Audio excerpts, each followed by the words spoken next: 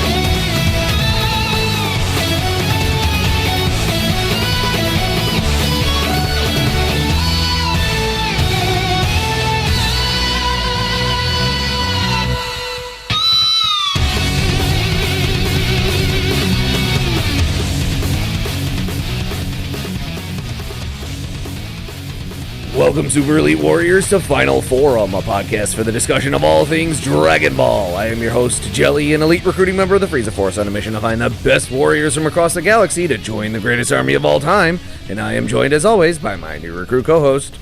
This is the Bekinney, and join us as we uncover the cultural inspirations and hidden history behind Akira Toriyama's seminal franchise. But we have to stop. I felt like I couldn't go on anymore before, but I definitely can't now. Running from this power source was your idea, you know. I know, but it's futile. It's like it's homing in on our location. It is odd. Listeners, we've zigged, we've zagged, we've flown loop-de-loops. What? We haven't flown any loop-de-loops. It's called artistic license.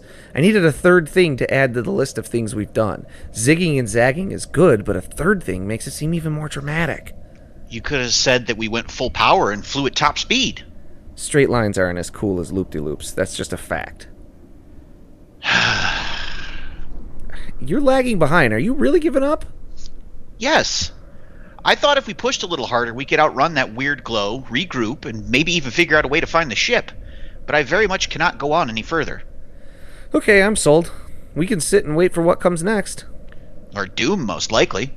You always think our doom is coming, and it almost never is. What are you talking about? We've escaped certain dooms so many times, I've lost count. Certain for others, maybe, but not for an elite member of the Frieza Force. As much as I want to give you yet another exasperated sigh, I also don't want to refute the notion that I'm an elite warrior. You've successfully penned me in. Fine. But this elite warrior has gone as far as he will. Well, while we wait for the power source, or gravity fluctuations, or whatever it is to catch up with us, as we have put at least a little distance between us and it, and it's not like it moves in straight lines, let's get into this week's topic. And this week we are discussing yet another 5 episodes of Dragon Ball Z. It works out so nicely. It kind of does, honestly. Like, these 5-episode chunks really fit the themes and everything that I want to talk about, and I'm like, hey, that's perfect. Yeah. And then we get another 5 episodes, and then another. It's working out very nicely so far. Indeed. We'll see if that continues. But we're on to episodes, what is it, is it 16 through 20 now? Or no, this is 21 through 25 by my count. See, we're even further than I thought. Yeah, so for this week's little synopsis, we're going episodes 21 through 25, first of which is episode 21, titled Counting Down. So everybody's still training in preparation for Vegeta and Nappa's arrival. They've put everything into getting stronger, but now the Saiyans are only 2 days away. That brings us to Goku's final day of training. Goku performs the task of catching bubbles and hitting Gregory yet again, both this time in less than a second. But the final test, performing the Genki Dama, or Spirit Bomb. Goku takes in the life energy of the world around him to charge an ultra-powerful attack. He performs all these tasks flawlessly, and thus graduates from Kaio-sama's School of Hard Knocks. Now Goku just needs to get back. One small problem, however. It would seem King Kai forgot to factor in travel time for Goku to get back to Earth. He's going to be super late. Goku uses 1-800-Kaio-sama to call Roshi and get brought back with the Dragon Balls. The dragon is summoned back on Earth, and we get an interesting piece of lore that seemingly doesn't stick around for very long. Oolong asks the dragon if he can take out the Saiyans and save everyone the hassle of having a fight. Shenlong then says that he's made of Kami and therefore cannot grant a wish that surpasses the power of Kami. So wait, like Kami can bring people back from the darkest day. The Saiyans are finally here, and it would seem the first order of business is nuking the city that they landed in. With nary a flick of his fingers, Nappa wipes the city off the face of the earth. They waste no further time and find the guy with the highest power level to chase him down and interrogate him about the Dragon Balls. Roshi, Bulma, Puar, and Oolong decide to sit out for the fight, but monitor things over the scouter and eventually pick up some stuff on TV. The rest of the Z-Warriors start to converge on Piccolo and Gohan, who appear to be the targets of the Saiyans. Meanwhile, the media is starting to report on the devastation left behind. Yajirobe tries to lend his expertise on what's happening and earns himself a tidy paycheck. Out in the wilderness, the animals begin a mass exodus. Krillin reintroduces himself to Gohan, and the Saiyans arrive shortly thereafter. Some words are exchanged, and we learn that Piccolo is a Namekian, which also makes him an alien, not a demon. Namekians are purported to have a high battle power and magical abilities. By the way, that whole bit about not a demon, we're going to put a pin in that until we talk about Daima. But we'll just don't worry about it for now. Speaking of magical abilities, due to Piccolo, Gohan, and Krillin having such low battle power, the Saiyans decide to play with their food instead of eat it. They plant some Saibamen and try and get some sport out of their victims. The Saibamen are these little plant dudes that sprout out of the ground from seeds and like this little bit of fertilizer that they pour on top of them. It brings us to episode 23, titled Saibamen Attack. So Krillin, Piccolo, and Gohan find themselves outnumbered at more than 2-1, and Gohan is having performance issues. Luckily, Tien, Chaozu, and Yamcha finally arrive. This evens the numbers up, which gives Vegeta a great idea. Let's do one-on-ones. The Z-Warriors versus the Saibamen. The heroes agree as they are looking to delay until Goku arrives. As they prepare for battle, we catch up with Yajirobe filling in the media, with Chi-Chi and Ox King arriving at Kame House during these uncertain times. The fights finally kick off with Tien, who makes quick work of his opponent. These Saibamen are about as strong as Raditz was. Impressive progress for the Z-Warriors. But is it enough? Yamcha steps up as the next fighter, claiming he will take out the remaining 5. Given how Tien did such quick work, things are starting to look up. Even the Kame crew is starting to get hopeful. Yamcha's fight begins, and Gohan immediately loses track of the combatants. So, Piccolo uses it as sort of an impromptu lesson on how to sense ki to follow a fight. But there's a second, way more valuable lesson to be learned from Yamcha's fight. Make sure your enemy is dead. After landing a devastating Kamehameha wave on the Saibaman, Yamcha is confident he's won, but with a surprise bear hug, the Saibaman employs mutually assured destruction to take him out. The Saibaman is nearly atomized, while Yamcha is left lifeless in the bottom of a crater, and becomes meme fodder for decades.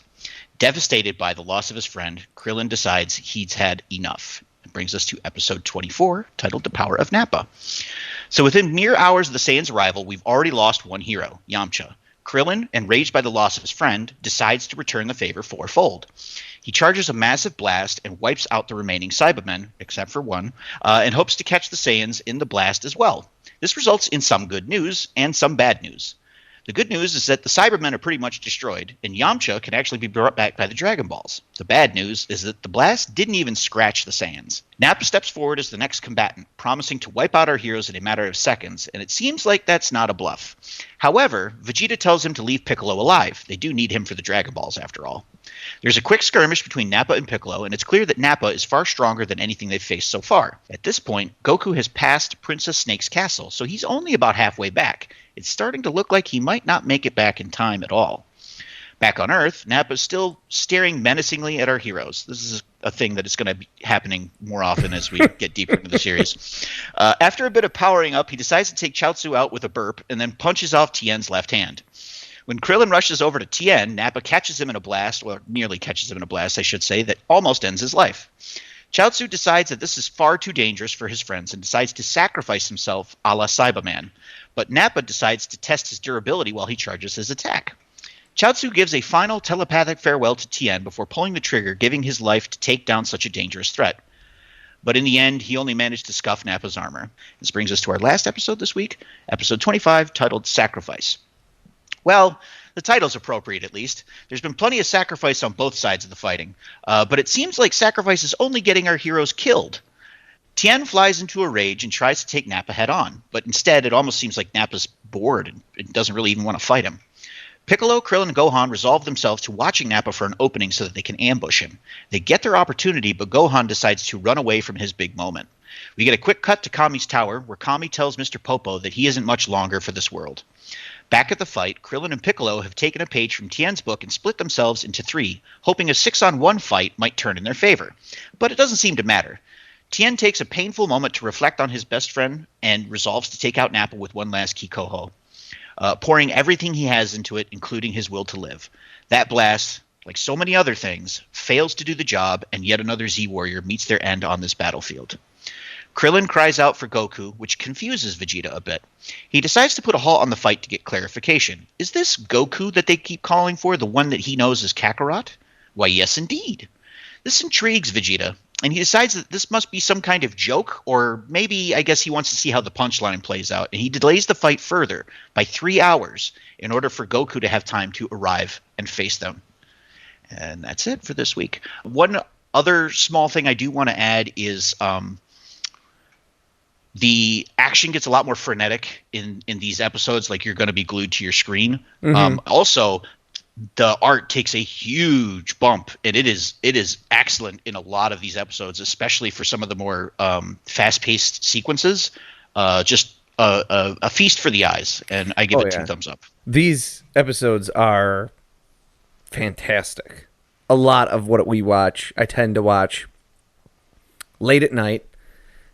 When maybe, like, what happens a lot is I'll watch a movie and then I'll be like, it's a little too early to go to bed. Let me watch an episode of Dragon Ball. Sure. The problem becomes sometimes Dragon Ball is like a cozy watch for me. Like, it's like comfort viewing. And then I find that, like, 10 minutes in, I'm like, even though it's not bad, I just am so just, like, comfy, cozy, and everything is right with the world. I'm watching Dragon Ball, and I'm out. Yeah, these were, like, so good, and so frenetically paced, and I mean, yes, there's the slow staring moments and everything, but there's so much tension in these, and such great art and such good action that I was glued. I feel like, so I did make the quip about the staring, but, like, it's not egregiously bad like some of the later episodes. It's being used here, I think, appropriately to help build tension prior to, like, Nappa popping off. Right. And just like you said, I think the pacing's phenomenal. I agree with you. Yes, these episodes will have you glued to your screen watching it. It is just a masterful show of how to, like, grab people's attention and just hold it on what you're trying to show them. And for me personally, like, these episodes, these are the ones that cemented my love for this show. Yeah. These are the episodes that a lot of times I will look at these episodes and then I'll look at the later stuff and I'll be like, how does it compare to this? Because the stakes are higher. We've got heroes dropping like flies, which is something that we've never seen. I mean, we've seen some of them die, but, like, constantly self-sacrificing, like, literal, like, within the span of 3 episodes, like, 3 characters die. And we know, we could probably bring them back with the Dragon Balls, except I think Chaozu was already brought back once, if I remember correctly. Yeah, because he died against So technically Piccolo. He wouldn't be able to come back. And that's like, especially the way that these heroes are dying, right? We saw Piccolo kill Chaozu and Roshi, and be able to handle Tien, but at the same time, you felt like they were close. You know, like, it almost like it would come down to a coin flip, and it kind of did with Roshi in that instance, right? Because does he do the evil containment and miss? Yes, exactly. That's what happens. So, like, so you're that close, right? It's it's funny. I might have a Godzilla reference later again, but it's like how I really, really love the earlier Godzilla movies more, where I constantly feel like the military is just that close to actually beating him. Yeah. And then, like, a thing happens and you're like, oh, because it, like, there's tension there, as opposed to the newer movies. He's become so, like, monolithic that the idea is, like, you're supposed to be impressed that like attacks don't do anything to him. Yeah. And I find that less engaging than, no, he is vulnerable, but you just aren't quite strong enough. However, I will say in this case, I think it's excellent work in showing us like just how futile these people that we've seen are against these Saiyans. Sure. Right? This isn't oh, it's going to come down to a coin flip and then oh, hey, Goku's going to come in and save the day. Mm-hmm. These guys aren't even phased by the strongest attacks. These guys are literally giving their lives to try and do some kind of damage, and it's not even touching them. And I really feel like the big part of why that works is the fact that Goku is literally racing to get to them in time. Right. So for the Z Warriors, it's not necessarily about beating these guys, even though that was their goal to start. It's like once people start going down, it's becoming them going, okay, how do we delay them until Goku gets here so Goku can save our asses? Right. And for Goku, it's like, can I get there in time to save anyone? Because people are dropping. I'm feeling less energy signatures. It's an excellent setup because the villains literally have all the power in this situation. If they so chose, they could just wipe out the Z Warriors and wipe out planet Earth before Goku could even get back. Right. And so now where we leave off with this last episode is the villains literally almost like monologuing, really, where they just go, all right, we'll wait for your best guy to get back because we want to pound him into the dirt as well, just to show you that you've never had a chance to win. Exactly. It's awesome. It works. It's really great stuff. And episodes are riveting. And this is like the height. This is the point where I think like Dragon Ball in general, like perfects the idea of like a big fight like this. Is the tension just ratchets perfectly. Absolutely. And you're waiting for that action, and you're waiting for the action, and then it also delivers that action. Oh, in spades, and with gorgeous art on top of that. Yeah, it's perfect. Like if you want to show somebody like that's never seen Dragon Ball or Dragon Ball Z before, and you're just like, hey, if you want to understand like what this show is about, show them these 5 episodes. Because with the recaps, you understand what happened before, and then by watching this, you go, look, this is the most like distilled, I think, purest form of what this show is all about. If these 5 episodes are interesting to you, strap in because you're gonna love the rest of it. Yeah, because there's even in the early part of episode 21, there's even some of Toriyama's toilet humor. Oh yeah, literally. Collect call on the toilet. So yeah, it's got a little bit of everything that Dragon Ball has, including the dragon. Yes, exactly. So you get exposed to literally everything that you need to know about Dragon Ball in these 5 episodes. There we go. We found the 5 perfect episodes of Dragon Ball. Done. Podcast all right. over. Podcast over. Not at all. But today one of the topics we're gonna delve into a little bit is the feature antagonists of this little mini portion run, the Saibamen, who they do not appear in episode 25, but they're in episodes 20. They first appear in 22? Yes. Yeah, I believe so. 22, 23, and 24. So the name in Japanese is also actually Saibaman. It's like Saibamen, but it's Saibamen, which translates to cultivation man. And when translating the manga, Viz actually translated them as cultivars, which gets that idea across to English-speaking viewers more readily. The word Saibaman just sounds like made-up gobbledygook. Honestly, as someone who's like watched some Doctor Who, it sounds like Cybermen. Okay. Which would be very confusing for people that have watched Doctor Who and then come to watch this because they are nothing alike. Much like the creatures in the forthcoming for us, like probably once we get through this arc, we'll do it as a commentary, World's Strongest. Saibamen look very similar to the alien creatures in the film This Island Earth, and it's likely the Saibamen design influenced the anime team, or that concept art of them was used for the design of the Biomen from that movie. So Toriyama probably took a look at or had seen this island Earth at some point and was like, that's cool, I'm going to use that, and probably went through a couple of iterations of drawings for the Saibamen, landed on what he went for here, but then the anime team was like, hey, that's a cool, we can use that. Sure. And or Toriyama actually designed those for the movie. He did a lot of that too. That happened a lot. He would come up with the design for the movie. And he might have even gone, hey, I got this old like concept from the Saibamen. I'll just use that. You know what? I actually like when we actually do that commentary, I'd be interested to see like when these episodes were released and when that movie was released. Because I'm wondering if the parallel is there just so that like when you tune into the show, it's like, oh, it's like the guys from the movie. It's not that far off, and I think I can't quite remember. I think the movie came out slightly after these, but again, we have talked about that before too, about how the movies are supposed to serve as like here's what's going on in the show right now kind of thing. And so yeah.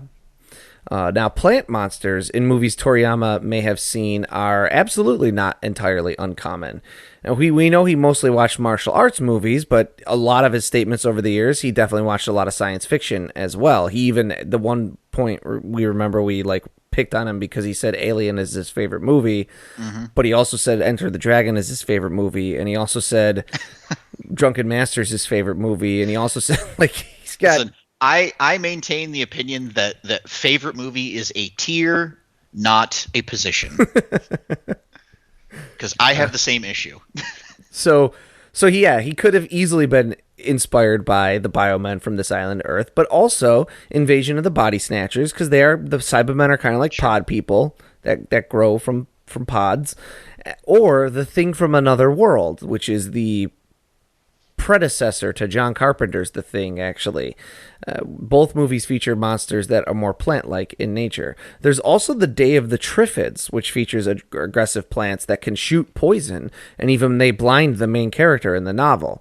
The 1981 adaptation of The Day of the Triffids, which is like a movie version, even posits that they are Soviet creations, which would fall in line with some of Toriyama's use of Soviet mad science as inspiration behind some of his creations, as we've discussed in past episodes when we were in the midst of the Red Ribbon Army. So all those things together, it's difficult to say exactly where the Saibamen come from, because I don't, aside from the Biomen in this island Earth, I don't really see a direct inspiration. And yeah, they look a little bit like The Thing from Another World. They have a little bit of that Body Snatchers things where they like they come out of these sprouts that are planted, but then also they shoot sticky goo out of the tops of their heads. Some pretty gnarly acid. It like eats through the dirt.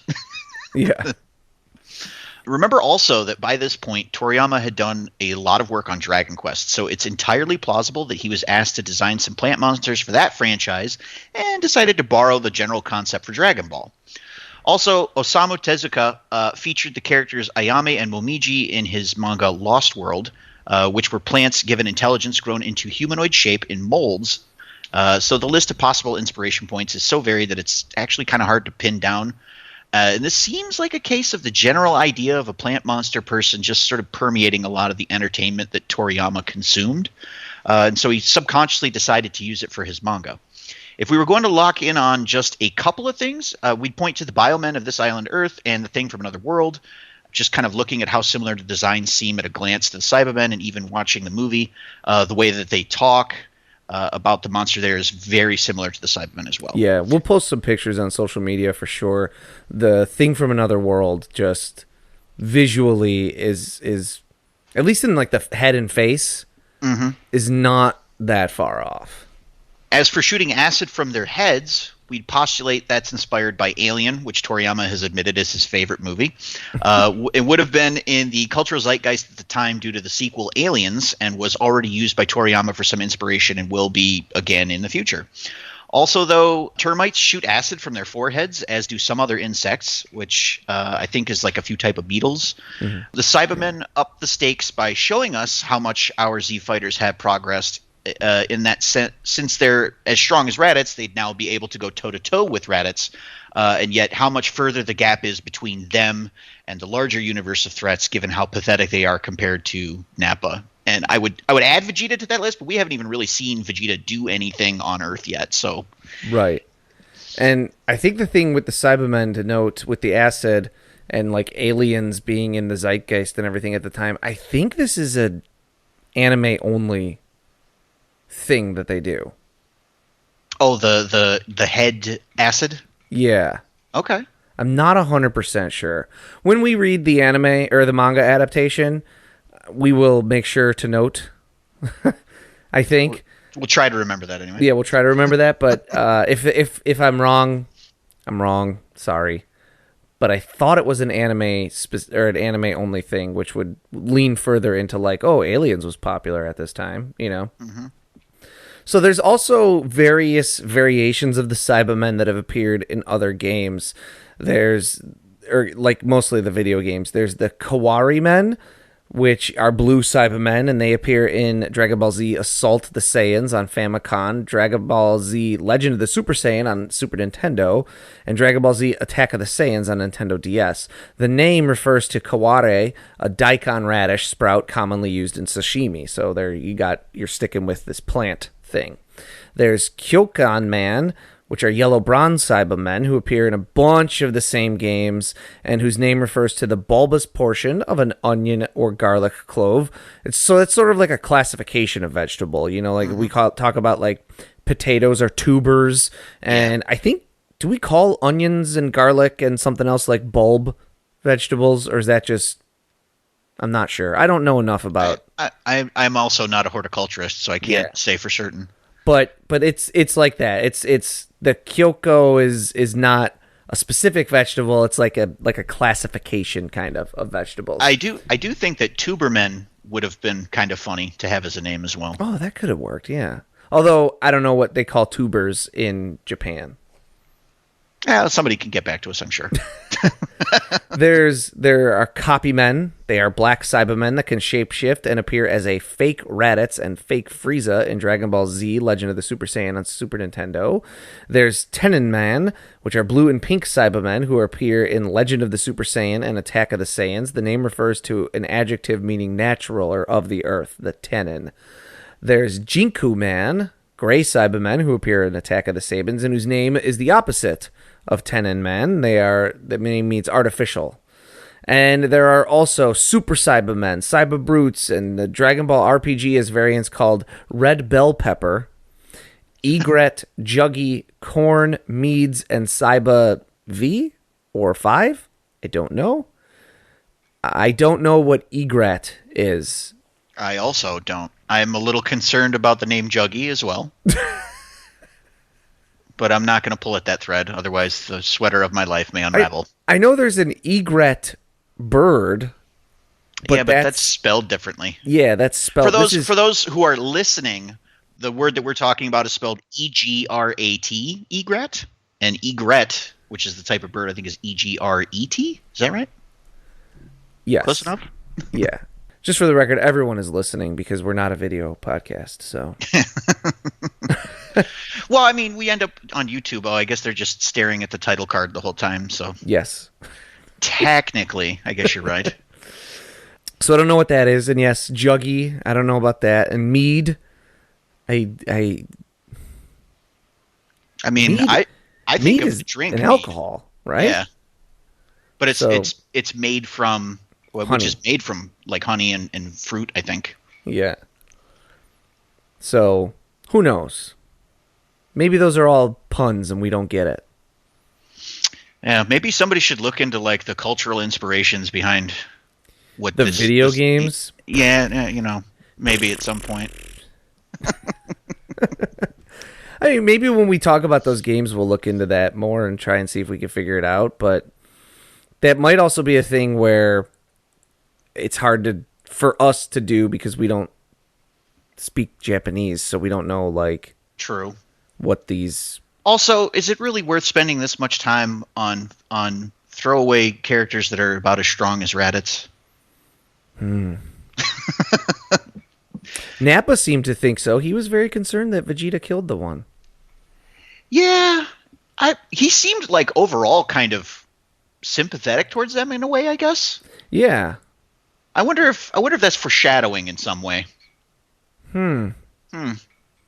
But also, it is an interesting. We'll talk about that more when we talk about Raditz. But it is an interesting bit of insight into his psyche and the way he thinks potentially of how commanders should treat their subordinates.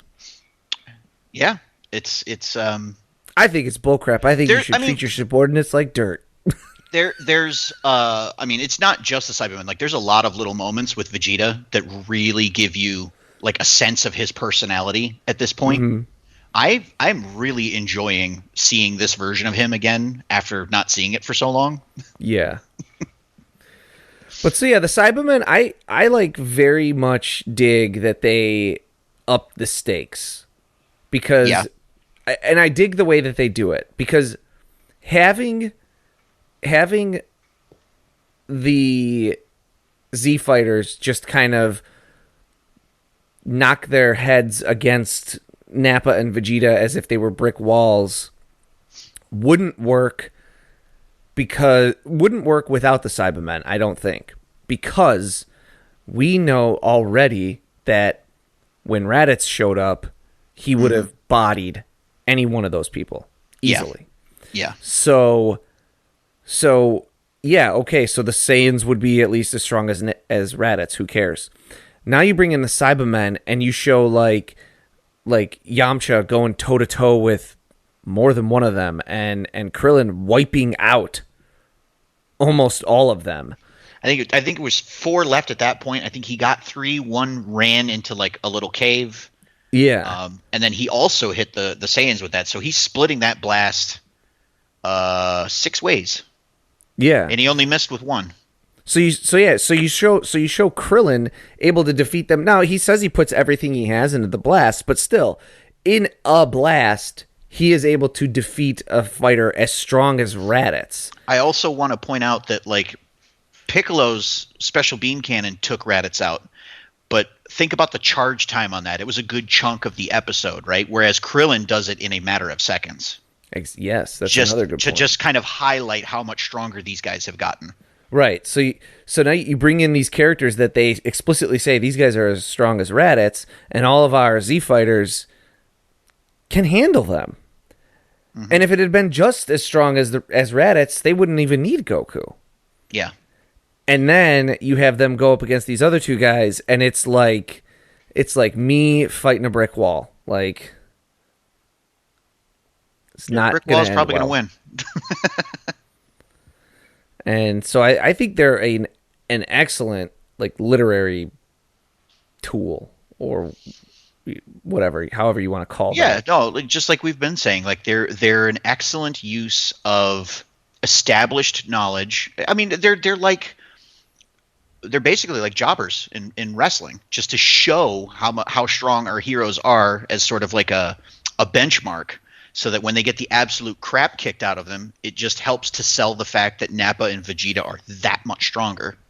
They're even like they're almost like better than jobbers, because like sometimes jobbers do the job so often that you know when a wrestler is going to go against them that they are just going to paste them. Yeah, they're almost like when you have, you know what they're kind of like in a way. If you want to equate it to something in wrestling, is every once in a while, the WWE or AEW or whatever will bring in a person who's gunning for your main event guy. Yeah. I don't, whoever. I don't really care so much who it is. And you bring in this guy who's gunning for the main guy. And you show him, the guy who's gunning for the main guy, blow through like all of your lower level champions, and anyone, if the good guy is a face, you show him beating up everyone that guy is friends with. If the good guy, or if the champion currently is a heel, you show him beat up like his stable of goons. Yeah. Who always help the bad guy win. Like, you show this guy tear through like other champions, other people that usually win. Yeah. And that's kind of what the Saibamen are. If you brought them to Earth a year earlier, they would have beaten literally everyone on Earth. You would have only needed one Saibaman. Yeah. And instead now they they're jokes. They're not jokes entirely, but Yeah, but I do get what you mean by they're not jobbers, because like they're a tool that these guys use to help conquer planets. right. And like you pointed out, like Nappa's a little surprised that these guys take him out so quickly, because Right. usually these tools are very effective at doing what they need them to do. Yep. And then the Saibamen will make mention appearance in Daima, but we'll not talk about that Right really. now, It's such a tangled web we're weaving, but we're making our way through. yeah, we will circle back around. If you've listened to our Daima special episodes, we'll circle back around much later on and do more of a dig our hands into them the way we do on everything else. But Yeah, we might forget a few things, or but generally we like to try and build on previous topics of conversation. right. It's almost like it's all related in some way. So moving on from the Saibamen that we both agree are good and we like. Yeah, I greatly enjoy them. Let's move on to just the Saiyan Space Pods themselves real quick, and we'll talk about these things briefly. Yeah. First of all, they're called attack balls, which is a name. Probably not the best name, Second, or is the best name, I guess, depending on your point of view. secondly, they are simultaneously similar to or based on real-life spacecraft, and also unlike any spacecraft that ever have or ever will likely exist. So let's get some of the obvious they couldn't exist stuff out of the way first. If you calculate their speed of travel based on various Dragon Universe facts we've learned over the years, their travel speed is somewhere around 1,100 times the speed of light. Which is insane. There's a lot of reasons why faster than light travel is impossible, but I'm going to talk about one of my favorites briefly. Physics get insane at light speeds or near light speeds. Space is obviously largely a vacuum, but that doesn't mean that there's nothing in space.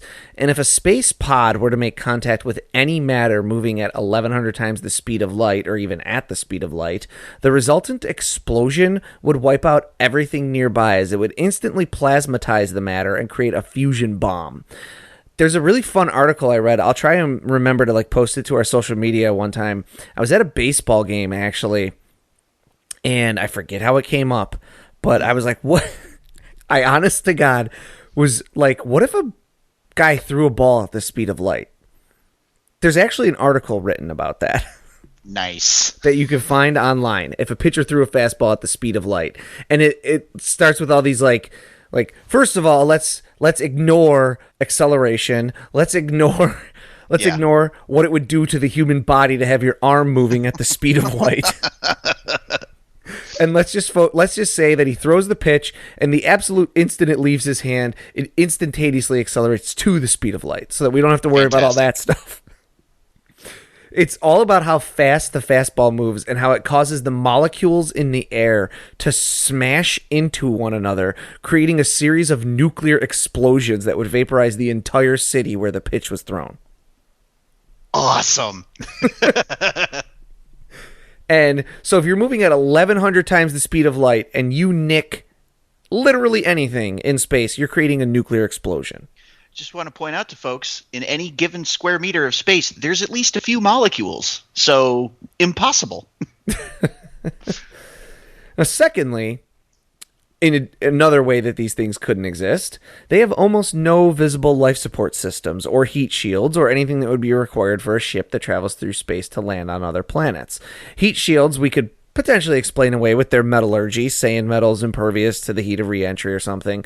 The life support, though, aside from even just the oxygen and everything, they would need some form of suspended animation, which somewhat conflicts with admittedly filler moments where Nappa and Vegeta are communicating while in their balls. That's a phrase. Phrasing. Still, while traveling in outer space, the amount of activity required by a human body in order to not suffer significant muscle atrophy is substantial. Astronauts who are in the space station or in low orbit, which is not even like deep space, spend up to 3 hours per day exercising in order to prevent their muscles from weakening in the lack of significant gravity. Without this exercise, they can lose as much bone density in a month as people suffering from osteoporosis can in a year. Dang. They use treadmills and cycles and this thing that I only briefly read about, which is like a series of vacuum tubes connected to something like a hydraulic system, which simulates weighted resistance. That sounded kind of neat to me. Yeah, that is pretty cool. Also, there's this matter of how the attack balls land. Simply smashing into a planet without a parachute or any sign of slowing at all is basically impossible. The amount of bones this would shatter in a body, going from full speed, hurtling through space faster than light to a dead stop, there'd be like, let's presuppose that the balls could survive the crash. Vegeta and Nappa would be turned to goo inside. Yeah, it's the Iron Man problems. The Iron Man suit's a similar problem. Like in the movie, when he gets shot by the tank, like the armor might not take any damage, but his body inside that, just from the sheer like the forces of moving suddenly and accelerating, he would be turned into goo inside there. Right. The craters the attack balls leave in Dragon Ball just seem way too small for ships that smash into the ground for a landing. They're smaller than like what golf ball sized meteors leave when they hit the Earth. Yeah. But it's so cool. Oh, it is. It is possible that they have some sort of reverse thrust near the moment of impact, but still, it just seems like their method of landing would be brutal on a body. But, again, all of this stuff, this is just kind of poking holes and having fun with the idea. Yeah, because at the end, it's just really cool. Yes. So, sadly, attack balls couldn't exist in real life, but what were they based on? Well, culturally, they take inspiration from the birth of Sun Wukong, as they ultimately seem to somewhat redefine Goku's quote-unquote birth unto Earth, as it were. In Journey to the West, a magic stone sitting atop the mountain of flowers and fruit develops a magic womb which bursts open one day to produce a stone egg from which Sun Wukong comes. In ancient Chinese fertility rituals, stones were placed on altars dedicated to creation goddesses because earth elementals symbolize the fertile, creative forces of nature. The goddess Nua is said to have reinforced the heavens with 5 stones. Prior to the story of Journey to the West being formalized, legend held that Chinese monarch Yu the Great, who may or may not have actually existed himself, was born from a stone, and in turn his son was born when his pregnant wife was cursed to become a stone, and he bade the universe to release his son. Given the stories of Yu predate the official writing of Journey to the West, it's possible that the author wanted to draw a parallel between the heroic Wukong and the great monarch of old. As for some real-life inspiration points, at least with the landing, Soyuz rockets, which the Russians use for space travel, land using last-moment reverse thrust that decelerates them before they crash. When we say last moment, we do mean it. The cosmonauts get their first warning of need to engage the thrusters at 8 meters above Earth, and at about 1 meter above Earth, the command is issued from the altimeter that engages the brake boosters. These boosters then fire about 0.7 meters above the Earth, which is so effective that its speed is reduced from about 25 kilometers per hour to about 7 kilometers an hour. A series of parachutes are used for initial descent speed reduction from about 900 kilometers an hour to that 25 kilometer an hour number that I just brought up. These thrusters have failed at times, and though it's not ideal, touchdown at 25 kilometers an hour is considered survivable. So those who have experienced what is called the soft landing of a Soyuz have said it's soft in name only and feels more like a car crash. Yeah, even at 7 kilometers per hour, just going from 7 to stop it's not nothing. Yeah, absolutely. And yeah, I was reading a bit about the Soyuz rockets and how like these reverse thrust boosters are meant to be like the last bit of cushioning, and if the parachutes fail, you're toast. There's no chance. Yeah, you're toast if the parachutes don't work. And that actually happened to, I think it was like the very first Soyuz rocket ever. Mm-hmm. The parachute didn't open, and the pod just crashed into Earth at like 900 kilometers an hour. Not to be dark or depressing, but imagine being at the top of that drop when the parachutes are supposed to open and they don't, and then you have to ride that entire way down knowing that you're not going to survive this trip. That's bad. I also think, like, okay, we had the Challenger explosion, and we had was it Columbia that exploded on re-entry? Yeah. And they had the Apollo, what mission was it that had the fire while it was on before it even took off? I don't remember. I can't off the remember top that. of my head.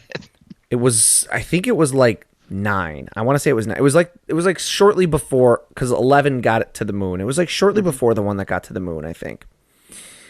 So we had all these. I don't want to say all these, but we had like a few significant disasters in our space program's history. Those were after multiple successful attempts first. So you could be like, oh, the bad thing happened that once. Imagine being, hey, this is going to be our first attempt on these, and it craters. Imagine having to be the second dude that goes. Oof. And being like, okay, the first one of these they ever did failed. Like, are we sure that this just isn't like a concept that doesn't work? Yeah, exactly.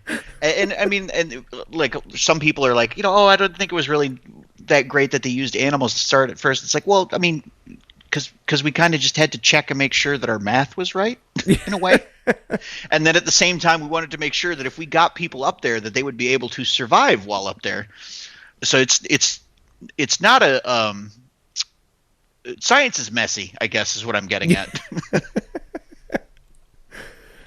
So design-wise for the Saiyan Space Pods, look no further than Vostok 1, which was used by Yuri Gagarin in the first ever manned space flight. Of course, you can get pedantic about whether or not that was a flight, considering it was just a pod, and Gagarin had no control over pretty much anything. And I know, like, the American space program gets, like, pissy about that, because they're like, oh, you may have sent the first man into space, but it wasn't the first flight in space. Yeah.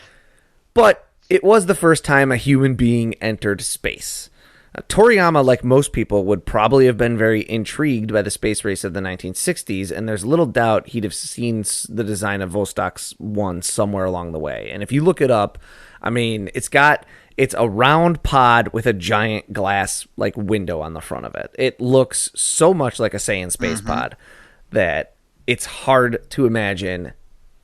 I mean, like, there's even pictures where like they do a cutaway and they show like how the cosmonaut sits in it, and even the interior is very similar.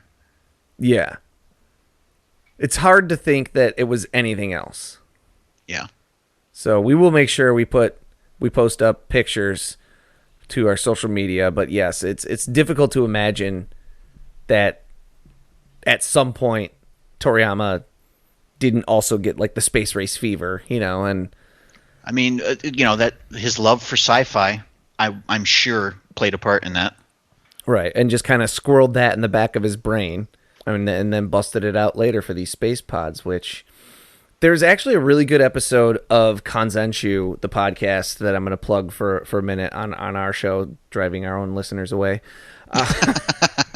But they did an episode where and I want to try and pull up the episode number real quick because it was a cool. I think it was like episode 515 of their show.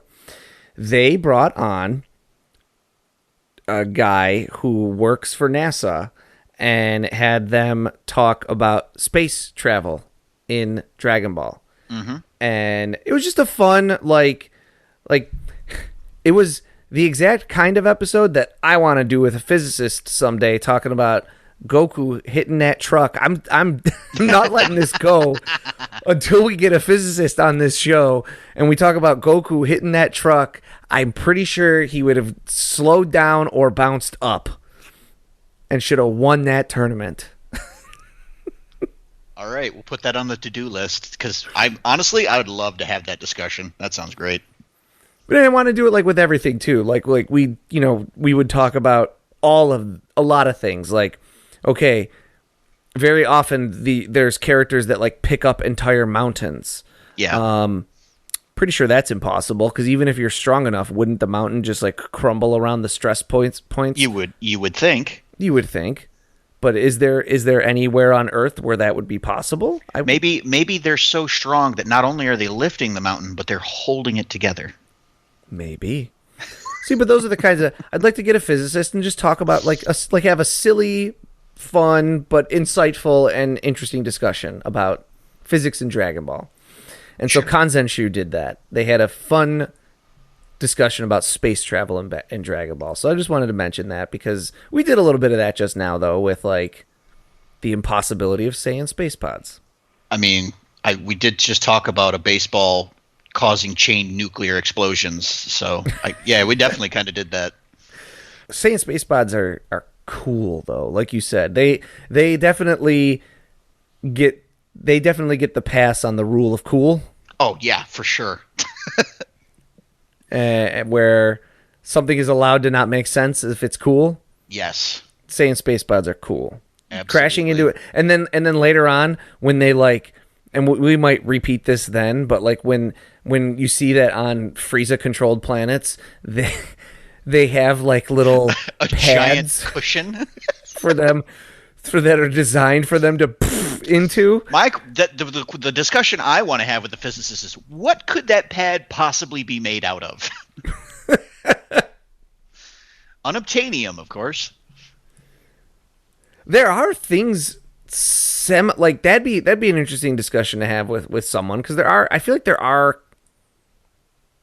not obviously exactly, but there are things that exist in this world where, like, you can fall way further than a human being is supposed to be able to fall and survive, and you, like, walk away from it.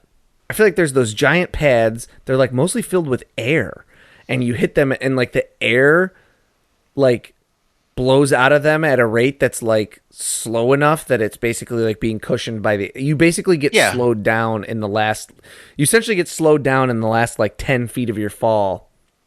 Makes gradually sense. Enough that you're fine.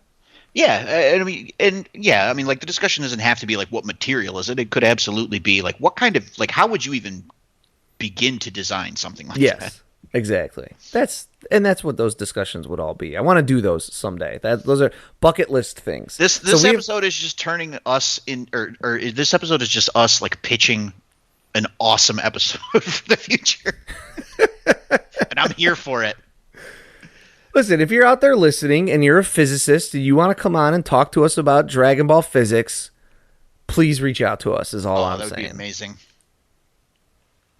Please do. So that's the Saibamen and Saiyan Space Pods. It's pretty good stuff. Okay. Can you feel that, or are you going to pretend like we should just keep ignoring how the air seems to have changed? As much as I enjoy pretending things to annoy you, no, I have to admit, the air feels... heavier? I wouldn't say that necessarily. Thicker? Yeah, I might say that. It's like breathing through soup or something, but I don't feel any heavier myself. There's like an odd crackling of electricity, too. It is odd, but it doesn't seem to be interfering with our scouters. How could you tell?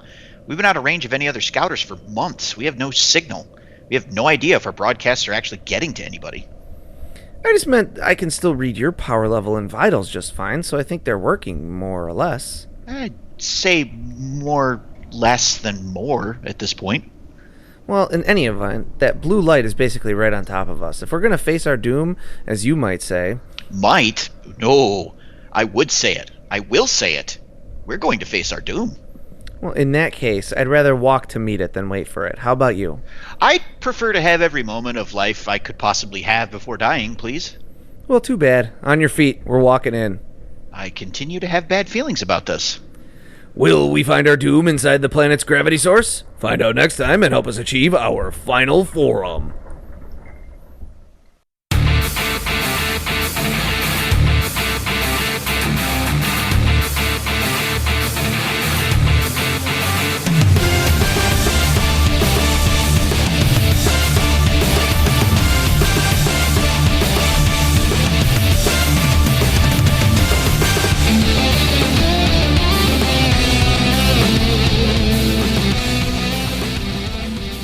Final Form is written and produced by Tom Gwelly. It is performed by Dan Kinney and Tom Gwelly. Our webmaster is Dan Kinney. Our theme music is provided by YouTube content creator GVG Kit. Want to learn more about the Dragon Ball universe, including concept art, behind-the-scenes interviews, and recommendations from Jelli and Bekinney? Connect with us on social media. Like us on Facebook, follow us on Twitter at Final Forum Pod. Make sure to subscribe, rate, and review wherever you receive your podcasts. And of course, make sure to share it with your friends and family and help us spread the word of the glory of Lord Frieza. The Frieza Force thanks you for your listenership.